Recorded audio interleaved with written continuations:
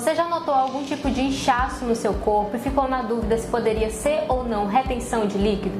Esse é o tema do Viva Bem de hoje. Para conversar melhor a respeito desse assunto, a gente está recebendo a endocrinologista Natália Rocha. Natália, seja muito bem-vinda ao Viva Bem. Obrigada, Anne, agradeço o convite.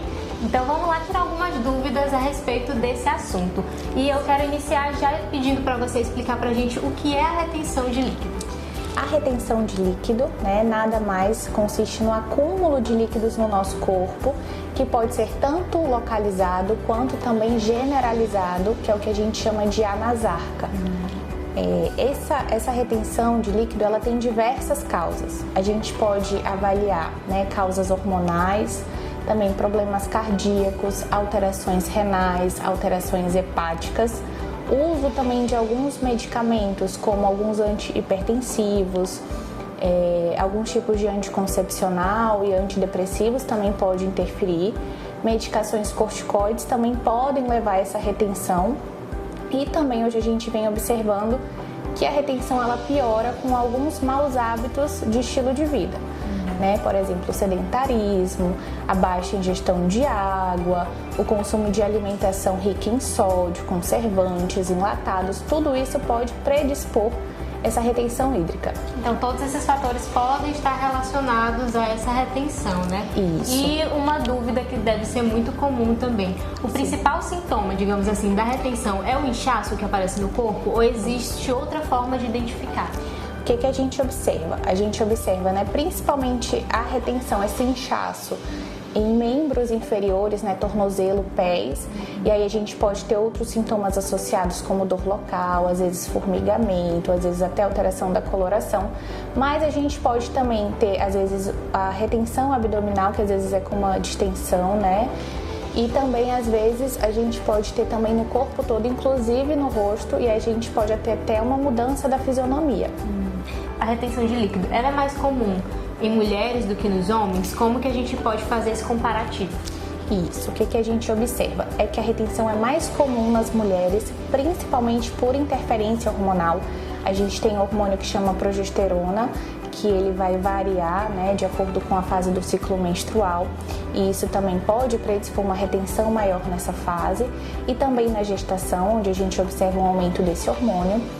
As mulheres também são acometidas, com mais frequência do hipotireoidismo, que é a redução dos hormônios da tireoide, e isso também pode predispor a um acúmulo de líquidos generalizado e principalmente na face. Às vezes, só tratando, a gente já observa uma melhora até de fisionomia do paciente. E como é que funciona esse tratamento para retenção de líquido? Quais são as indicações? Então, o primeiro ponto, é a gente identificar se a gente tem mesmo, esse inchaço ou não, essa retenção. Então, a gente vai observar se a gente tem um inchaço, principalmente às vezes nós mulheres ao longo do final do dia, e se tem outro sintoma associado, e a gente deve procurar o acompanhamento médico. Durante o acompanhamento médico, a gente vai observar, na anamnese desse paciente, a gente vai colher a historinha, ver se ele usa alguma medicação que predispõe a essa retenção, os hábitos de vida desse paciente, se ele está acima do peso ou não, e aí a gente vai fazer o exame físico. Então a gente vai observar a localização desse edema, dessa retenção, desse inchaço, se ele é simétrico ou não, se ele acomete, por exemplo, as duas pernas ou é só uma, os dois braços, um exemplo. A coloração, às vezes a pele pode ficar mais brilhante ou às vezes mais avermelhada. E aí a gente vai pedir os exames, complementares para avaliar função cardiológica, função renal, função hepática, os hormônios, e aí a gente vai ver se qual é a causa dessa retenção. Para poder tratar da forma mais adequada, Isso. E outro ponto importante, Natália, prevenção. O que a gente pode fazer para prevenir a retenção de líquido? As mulheres e os homens também que estão nos assistindo, que podem aí, não quero ter isso, não quero ter que passar por esse tratamento. O que as pessoas podem fazer para prevenir? Então, o que a gente indica, primeiro é ter a adoção de hábitos mais saudáveis. Então, a gente sabe sair do sedentarismo, ter uma prática de exercício físico regular. O exercício físico, por si só, ele já melhora a nossa circulação, principalmente quando a gente fortalece a musculatura de panturrilha, já facilita esse retorno venoso. Ter, de preferência, uma alimentação mais in natura, com menos conservantes, diminuir o consumo de álcool, refrigerante, alimentos enlatados e embutidos que predispõem também à retenção. E também é muito importante a gente ter uma ingesta de água adequada. Sempre gosto de pedir para os pacientes calcular aí mais ou menos 35 ml por quilo de peso, né? Para ter uma ingesta de água adequada, às vezes o paciente está bebendo muito pouco, também piora a retenção. E em alguns casos, a gente pode indicar também a drenagem linfática, que também facilita, né, mecanicamente esse retorno venoso, diminui a retenção.